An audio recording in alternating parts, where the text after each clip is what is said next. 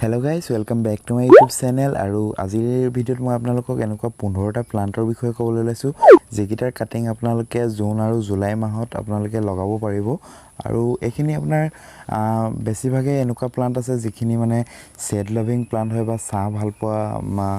plant হয় বহুত বেছি ৰ'দত এখিনি প্লান্ট ৰাখিব নালাগে আৰু আপোনালোকক মই এখিনি কাটিং কিদৰে লগাব লাগে আৰু তাৰ ৰিজাল্টটো মই আপোনাক শ্ব' কৰিম আজিৰ ভিডিঅ'ত আৰু আগতেও এটা মই কাটিঙৰ ওপৰত ভিডিঅ' বনাইছিলো তো হেতু ভিডিঅ' যদি আপোনালোকে নাই চোৱা দেন ফাৰ্স্ট হেতু ভিডিঅ' চাই ল'ব পাৰে বা হেতু ভিডিঅ' চোৱাৰ পিছত হেতু ভিডিঅ' আপোনালোকে চাই ল'ব আৰু হেখিনি কাটিঙো যদি আপোনালোকে এতিয়ালৈকে লগোৱা নাই তেন্তে এতিয়া ৰেইনি সিজনত যেহেতু এটা বৰষুণ দি আছে বৰষুণৰ সিজনত আপোনালোকে মানে কাটিংটো লগাব পাৰিব আৰু কাটিং লগাবৰ কাৰণে বেছ যেটো সয়েল হয় হেতু আগতেও মই কৈছো আপোনালোকক ৰিভাৰ সেন্ড মানে যেটো নদীৰ বালি হয় অলপ হকত সাইজৰ বালি হলে বেছি ভাল আৰু আপোনাৰ তাৰ লগত আপোনালোকে কোকোপিট অলপ পানী ধৰি ৰাখিবৰ কাৰণে কাৰণ বালিত যেহেতু পানীটো বেছি সময়ৰ কাৰণে বালিয়ে ধৰি ৰাখিব নোৱাৰে আৰু শুকাই যায় আৰু শুকাই গলে মানে আপোনাৰ যিখিনি কাটিং হয় হেখিনিও লগতে শুকাই যোৱাৰ যেটো সম্ভাৱনা বাঢ়ি যায় সেইকাৰণে আপোনালোকে তাত কোকোপিট মিক্স কৰিব প্ৰায় 40% মান আপোনালোকে কোকোপিট আৰু 60% মান আপোনালোকে ৰিভাৰ সেন্ড লৈ এনেদৰে বেড বনাই ল'ব তাত আপোনালোকে যিকোনো কাটিং গ্ৰো কৰিব পাৰিব তো গাইস ফাৰ্স্ট যেটো প্লান্ট হৈছে হেতু হৈছে বেগোনিয়াৰ ভিতৰত আপোনালোকে ওএক্স বেগোনিয়া আপোনালোকে কাটিঙৰ পৰা এতিয়া লগাব পাৰে আৰু যিখিনি বাল্বৰ বেগোনিয়া থাকে যিখিনি আলুৰ পৰা বেগোনিয়া হয় হেখিনি আপোনালোকে এতিয়া গ্ৰোইং সিজন চলি আছে গ্ৰোইং পিৰিয়ড হয় হেখিনিও আপোনালোকে যদি এতিয়া ৰিপোৰ্টিং কৰিব বিচাৰে বা লগাব বিচাৰে তেন্তে হেখিনি লগাব পাৰে আৰু বেগোনিয়াৰ কাটিং আপোনালোকে ইয়াৰ মানে প্ৰায় 2 পৰা 3 ইঞ্চি কাটিংও যদি আপোনালোকে গ্ৰো কৰিব বিচাৰে সৰুতকে সৰু কাটিংও বেগোনিয়াৰ গ্ৰো হৈ যায় আৰু আপোনালোকে ইয়াকো ৰিভাৰ সেন্ড মই যিদৰে ক'লো ৰিভাৰ সেন্ড আৰু কোকোপিট মিক্সাৰত আপোনালোকে জাস্ট ডিপ কৰি ৰাখি দিলে খুব সোনকালে 15 পৰা 20 দিনৰ ভিতৰত ইয়াৰ মানে শিপা আহি যায় বা ৰুট ডেভেলপমেন্ট হৈ যায় সো গাইস নেক্সট যেটো প্লান্ট হল এৰেলিয়া বহুত ভেৰাইটিৰ আপোনালোকে নাৰ্সাৰীত দেখিবলৈ পাব বা হয়তো আপোনালোকৰ ওচৰতো বহুত কিটা ভেৰাইটি আছে তো আপোনালোকে যিকোনো ভেৰাইটি কাটিং এতিয়া লগাব পাৰে ৰেইনি সিজনত আপোনালোকে লগাব পাৰে জুন জুলাই বা আগষ্ট মাহত আপোনালোকে যদি এৰেলিয়াৰ কাটিং লগাই আৰু অলপ সোনকালে লগাব ইয়াৰ যেটো ডৰমেন্সি পিৰিয়ড থাকে বা যিখিনি পাৰ্মানেন্ট প্লান্টৰ যেটো ডৰমেন্সি পিৰিয়ড বা ৰেষ্ট পিৰিয়ড হয় হেতু ঠাণ্ডাৰ দিন হয় আৰু ঠাণ্ডাৰ দিনৰ আগে যদি ইয়াৰ মানে শিপাখিনি ভালদৰে বৃদ্ধি হ'ব নোৱাৰে তেন্তে ইয়াৰ যেটো ডৰমেন্সি পিৰিয়ড হয় হেতুত কি ভালদৰে সাৰ্ভাইভ কৰিব মানে কিছুমান প্লান্ট আপোনাৰ সাৰ্ভাইভ কৰিব নোৱাৰিবও পাৰে তো আপোনালোকে যিখিনি বা যিকোনো প্লান্টৰ কাটিং আপোনালোকে অলপ আগতীয়াকৈ জুন বা জুলাই মাহত আপোনালোকে লগাই ল'ব যাতে কি উইন্টাৰৰ যেটো ডৰমেন্সি হয় হেতু যাতে সহ্য কৰিব পাৰে সো গাইস নেক্সট যেটো প্লান্ট হয় এটো পাৰ্পল হাৰ্ট ভাইন আপোনালোকে লগাব পাৰে ইয়াত খুব এটা সুন্দৰ ফ্লাৱাৰিংও হয় আৰু আপোনালোকে তাৰ লগতে আৰু সিংগোনিয়ামৰ কাটিংও আপোনালোকে খুব ইজিলি এটা গ্ৰো হৈ যায় আৰু সিংগোনিয়ামৰ বহুত কেটা ভেৰাইটি মাৰ্কেটত अवेलेबल আছে এনেদৰে পিংক সিংগোনিয়াম বা গ্ৰীন ভেৰাইটি বা আৰু অন্য ভেৰিগেটেড কিছুমান সিংগোনিয়াম ভেৰাইটি আহে তাৰো আপোনালোকে যদি মেচিয়ৰ্ড প্লান্ট আছে তেনলে তাৰ পৰা যিডাল স্পাইক্স টাইপৰ এডাল ওলাই যায় তাৰ কাটিং আপোনালোকে লৈও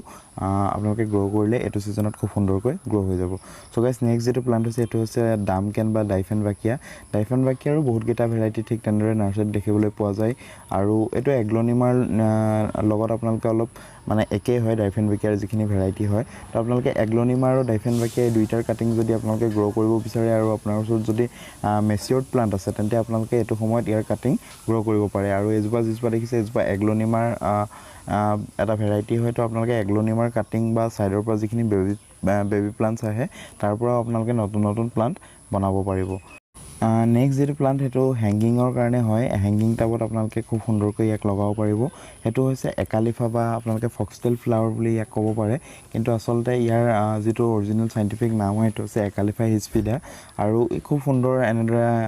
ফ্লাৱাৰিং আমাক দিয়ে আৰু ইয়াৰ কাটিং খুব সুন্দৰকৈ এটো সিজনত গ্ৰো হৈ যায় তো আপোনালোকে এনেদৰে টিপ কাটিং ল'ব পাৰে একালিফাৰ টিপ কাটিং ইয়াৰ খুব সুন্দৰকৈ আৰু ইজিলি গ্ৰো হৈ যায় তাৰ আপোনালোকে টিপ কাটিং বালিত বা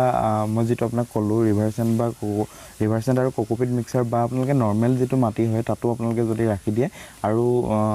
তাক ৰাখি পেলাই তাক ছাহত যদি থৈ দিয়ে খুব সোনকালে মানে গ্ৰো হৈ যায় খালি আপোনালোকে এটা কথা মনত ৰাখিব যে যিখিনি কাটিং আপোনালোকে লগাইছে সেইখিনি কাটিং লগোৱাৰ পিছত গ্ৰো হোৱালৈকে যদি হেতু আউটডোৰ প্লান্ট হয় বা ইনডোৰ প্লান্ট হওক হেতু আপোনালোকে ভুলতো ৰ'দত নাৰাখিব তাক এনেকুৱা জায়গাত ৰাখক য'ত মানে ব্ৰাইট লাইট পাই থাকে দিনৰ দিনটো আৰু বহুত বেছি ৰ'দ বা আপোনাৰ বৰষুণ তাত নপৰে গাইজ নেক্সট যেটো প্লান্ট হ'ল সেইটো হৈছে পিলেয়া আৰু পিলেয়াৰ আপোনালোকে বহুতকেইটা ভেৰাইটি পাব দেখিবলৈ নাৰ্চাৰীত আৰু ইয়াৰো আপোনালোকে কাটিং এইটো সময়ত লগাব পাৰে আৰু খুব ইজি টু গ্ৰ' কাটিং আপোনালোকে যদি ইয়াৰ জাষ্ট কাটিংটো আপোনালোকে বালিৰ বেডত বা বালি আৰু কোকোপিটৰ মিক্সাৰৰ ওপৰত পেলাই থয় তেন্তে ইয়াৰ পৰা ৰুট ডেভেলপমেণ্ট হৈ যায় আৰু আপোনালোকে যদি ইয়াৰ যিটো মানে আপোনালোকে ইয়াক ষ্টেবল কৰি লগাব বিচাৰে তেন্তে তাক অলপ ডিপ কৰি দিব বালিত এনেদৰে বালি আৰু কোকোপিট মিক্সাৰ তাক সোমোৱাই দিব তাৰ পৰা খুব সোনকালে 15 পৰা 20 দিনৰ ভিতৰত ৰুট ডেভেলপমেণ্ট হৈ যায় আৰু নেক্সট যেটো প্লান্ট হ'ল সেইটো হৈছে গাইজ আপোনালোকে এনেদৰে চেফলেৰা বা যেটো আমব্ৰেলা প্লান্ট বুলি কয় কিছুমানে ইয়াক তো আমব্ৰেলা প্লান্টৰ আপোনালোকে কাটিং লগাব পাৰে কাটিং ইয়াৰ ডাইৰেক্ট ষ্টেম কাটিঙো আপোনালোকে লগাব পাৰে আৰু ডাইৰেক্ট এনেদৰে আপোনালোকে ইয়াৰ এটা পাত যদি ভাঙি লয় এনেদৰে 2-3টা পাত আপোনালোকে ভাঙি তাক আপোনালোকে পানীত যদি অলপ দিন ৰাখি দিয়ে তাৰ পৰাও মানে শিপা আহি যায় আৰু তাৰ পৰা এটা নতুন প্লান্ট ৰেডি হৈ যায় সো আৰু নেক্সট যেটো প্লান্ট হ'ল সেইটো হৈছে ৱেন্ডৰিং জিউ আৰু ৱেন্ডৰিং জিউ বহুতকেইটা ভেৰাইটি আছে 2-3টা ভেৰাইটি মোৰ ওচৰতে আছে এভেইলেবল আৰু আপোনালোকে ইয়াৰ কাটিংছো এতিয়া খুব ইজিলি গ্ৰ' কৰিব পাৰে ৰেইনি ছিজনত আপোনালোকে এনেদৰে ইয়াৰ অলপ টিপ কাটিং লৈ লওক মই আপোনাক দেখাই দিছোঁ কিদৰে মই প্ৰপাগেট কৰিছোঁ টিপ কাটিং লৈ লওক আৰু ইয়াৰ পৰা এৰিয়েল ৰুটছো আহি যায় আপোনালোকে ইয়াক ডাইৰেক্ট সইলতো দি দিব পাৰে কিন্তু আপোনালোকে যদি শিপা নহা কাটিংছ লৈছে তেন্তে তাক অলপ দিনৰ কাৰণে বালি আৰু কোকোপিট মিক্সাৰত মই যি ধৰণে ক'লোঁ আপোনালোকে তাক লগাই দিয়ক তাৰপিছত আপোনালোকে যদি শিপা আহি যায় খুব সোনকালে শিপা আহি যায় 10 দিন 12 দিনৰ ভিতৰত তাৰপিছত আপোনালোকে শিপা আহি যোৱাৰ পিছত তাক ট্ৰান্সপ্লান্ট কৰি দিব পাৰিব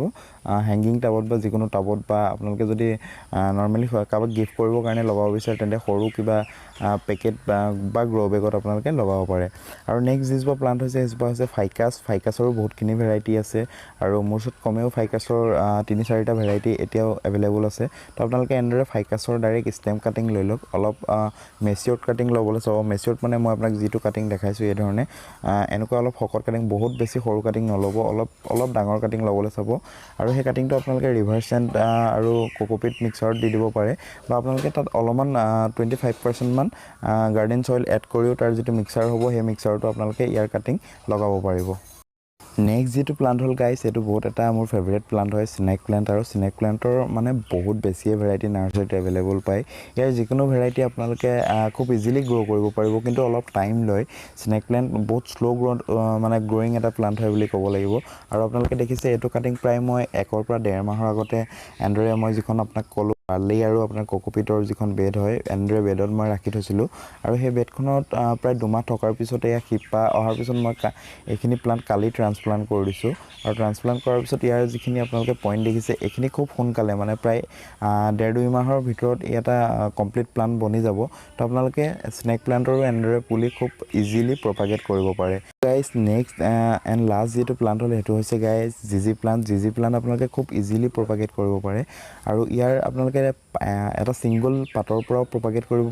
পাৰে আৰু ষ্টেম কাটিঙৰ পৰাও ইয়াক প্ৰপাগেট কৰিব পাৰে আৰু আপোনালোকে দেখিছে এইটো মই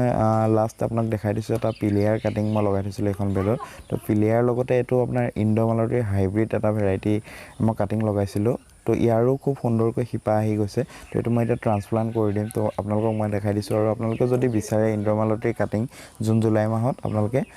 লগাব পাৰে তো মই ইণ্ডোমালটিৰ কাটিং লগোৱাৰ ওপৰত এটা ভিডিঅ' খুব সোনকালে আপলোড কৰিম তো আপোনালোকে এইখিনি কাটিং এতিয়া যদি লগোৱা নাই তেন্তে খুব সোনকালে আপোনালোকে লগাই ল'ব পাৰে চ' গাইজ যদি ভিডিঅ'টো ভাল পালে তেন্তে প্লিজ লাইক কমেণ্ট আৰু শ্বেয়াৰ কৰিবলৈ নাপাহৰিব আৰু এই চেনেলটো ছাবস্ক্ৰাইব কৰি ল'ব কিয়নো এনেকুৱা গাৰ্ডেনিং ৰিলেটেড নতুন ভিডিঅ' মই এইটো চেনেলত ৰেগুলাৰ আপলোড কৰি থাকোঁ চ' গাইজ আজিলৈ বাই